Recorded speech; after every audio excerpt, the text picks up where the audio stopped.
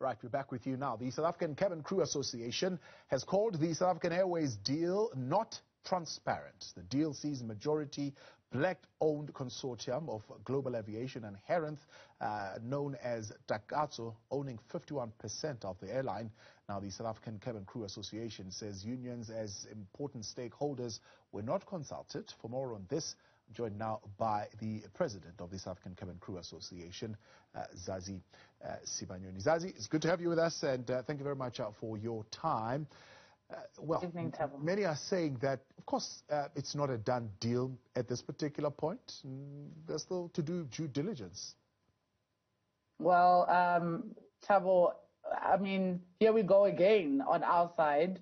Deja vu. Once again, the DPE has successfully blindsided us as unions because we learned, like everyone else, of this new strategic equity partner. I put in brackets because government all along has stated very clearly that they do not want to see the privatization of South African Airways. And this is what we woke up to the other day.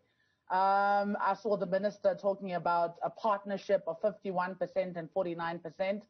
That actually means privatization. And whichever way he tries to coach it, it's privatization.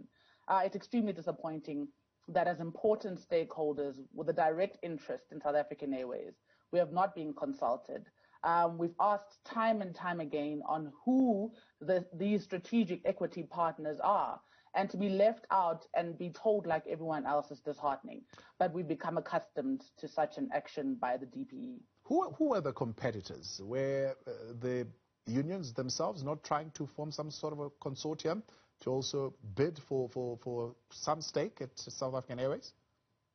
I mean, look, this is why we try to engage, to try and see where the SEPs are, you know, what kind of SEP they're looking for, who they're talking to, what kind of bid would be on the table. So, I mean, we basically did not know what was going on behind closed doors. We just kept hearing that there is a strategic equity partner. And of course, we didn't know what shape or form it would take.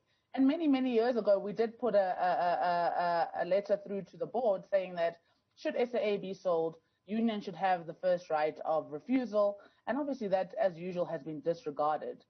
So, I mean, here we are with an SEP. We do not know what criteria was used to select this SEP.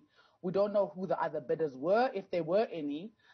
We don't know the terms of this deal. We know absolutely nothing.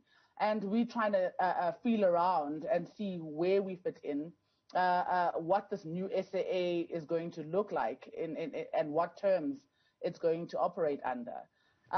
So we are eagerly waiting to be told. And I mean, of course, extremely disappointed. Do you have any reason to doubt Global and Harith's partnership? And what we know is one of the players is already in the aviation space via a low fare carrier called Lyft, I think, if I'm correct. And the others are financiers, and they've been great at raising money, and they've formed this consortium called Takatso. Do we have reason to not trust them? Yes, I mean, you have to not trust until you know exactly what you're working with in terms of the terms of this deal.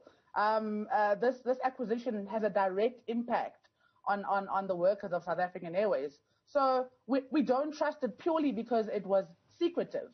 If it was a transparent, open process, we'd obviously be more trusting. But the question we have is, what do you have to hide? Why is it that you didn't come to the party and engage stakeholders and be open and transparent? So something that's hidden and under the carpet, we have to distrust until we do our own due diligence, ask the right questions, get the answers that we require from government. Then we can come back and say, no, we trust this deal. Right now, we're in no position to say that. And furthermore, I mean, you mentioned the issue of Lyft. I mean, SAA has a Mango under its subsidiary. What on earth happens to that? I mean, Mango employees are inundating us with questions. What does that mean for us? And these are the kind of questions that we need answered from the DPE. And in our view, we will do everything possible to protect the interests of the workers that have suffered for many, many months, taken salary cuts, some retrenched, and these people are the last to be considered as usual. South African Airways will have a strategic equity partner by August if the Department of Public Enterprises would have its way. What are you going to do in those 6 weeks? Well, like we're currently doing, we're trying to engage to really get behind what the terms of this deal are, what they entail for the workers, what they entail for the working conditions, who our new bosses are, who do we report to? I mean, currently we do not know the nitty-gritties of it. So we'll be using this time to engage the DPE and the rest of the stakeholders of South African Airways to try get more insight. And of course, then take a decision on, how we move forward on this particular acquisition. Right now we're in the dark, and once we get the answers, we'll know what our next moves will be. That's the president of the South African Cabin Crew Association, Zazi Sibanyoni Mugambi. I appreciate your time. Thank you very much for joining us tonight here on In Focus. And of course, we will in a moment look at what's coming out from SAMU. They are warning of a possible nationwide strike and why that. But